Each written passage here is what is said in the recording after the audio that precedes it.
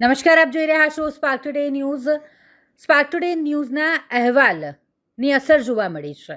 Ward number 13ના નગરસેવક સ્થળ પર પહોંચ્યા અને તેઓ દ્વારા કાર્યવાહી કરવામાં આવી.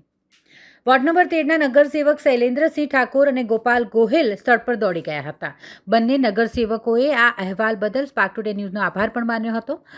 તેઓએ કહ્યું કે સ્પાર્ક ટુડે ન્યૂઝ થકી અમને જાણ થઈ અને અમે સ્થળ પર પહોંચ્યા હતા. અધિકારીઓને હાલ જાણ કરી દેવામાં આવી છે. સ્થળ પર બોલાવવામાં પણ આવ્યા છે અને સાથે જ તપાસ પણ કરાવવામાં આવી છે. BSNLએ આ 2 મહિના પહેલાં કામગીરી કરી હતી અને તેમને પણ જાણ કરવામાં આવી છે કોઈ પણ દુર્ઘટના ન થાય તે માટે બંને નગરસેવકોએ જાતે બેરિકેડ ઉઠાવ્યા હતા અને ફૂટપાથ પર બેસી જવાની જગ્યાએ તેમણે આ બેરિકેડ લગાવવાની કામગીરી જાતે જ કરી હતી. ખરેખર સાચા નગરસેવક તરીકેનું ઉત્તમ ઉદાહરણ તેઓએ પૂરું પાડ્યું છે. બસ હમણાં જ આ મીડિયાના માધ્યમથી જે પ્રમાણે લાઈવ જોયું તો હું ને ગોપાલભાઈ ગોહિલ અમે મારા સાથી કાઉન્સિલર અમે સાથે જ હતા એટલે તાત્કાલિક આ સ્થળ પર આવી ગયા છે.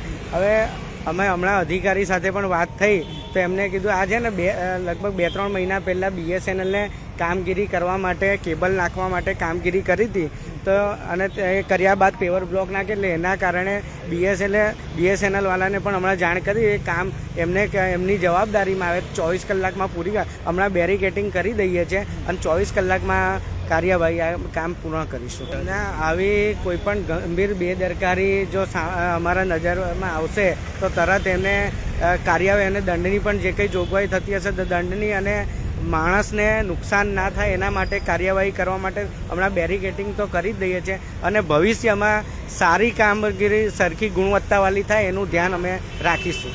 તમારો તો સૌ પહેલાં તો સ્પાર્ક જેના મિત્રો છે મારા એમનો ખૂબ ખૂબ આભાર કે તમારા દ્વારા અમને ખબર પડીને અમે વિધિન કદાચ 15-20 મિનિટમાં અહીંયા આવી ગયા છે.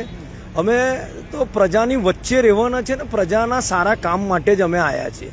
અત્યારે જે રીતે શૈલેન્દ્ર બાપુએ કીધું કે BSNLએ આ કામગીરી કરી હતી 2 મહિના અને પછી પેવર બ્લોકનું કામ એ લોકો કરીને ગયા હતા.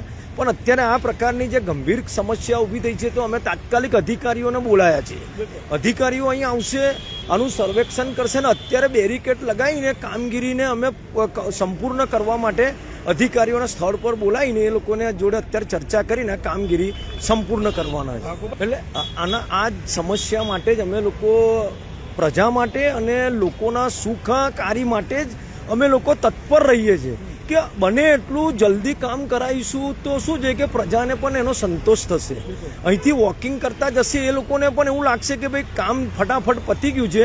એટલે અધિકારી અત્યારે સ્થળ પર આવશે અને કામગીરીની શરૂઆત કેવી રીતે કરવી છે એ અધિકારી સાથે હું ને શૈલેન્દ્ર બાપુ ચર્ચા કરીને કામ શરૂ કરાવવાના અમારા પ્રયત્ન રહેશે. હવે આ પણ અમારા માટે એક વિષય એવો છે કે આના પછી કોઈ પણ કામગીરીમાં અમે પોતે જ અંદર ધ્યાન આપવાના છે કે કામ એવું કરો કે પ્રજાલક્ષી હોય, પ્રજાને ગમે અને એ લોંગ ટાઈમ સુધી ટકી રહે. અમારો પણ આ જ અમારા બે બાપુ ને અમારા 4 કોર્પોરેટર અમારો વિષય આ જ છે. એટલે આના પછીની કોઈ પણ હશે એના પર પણ અમે પૂરતું ધ્યાન આપવાના છે.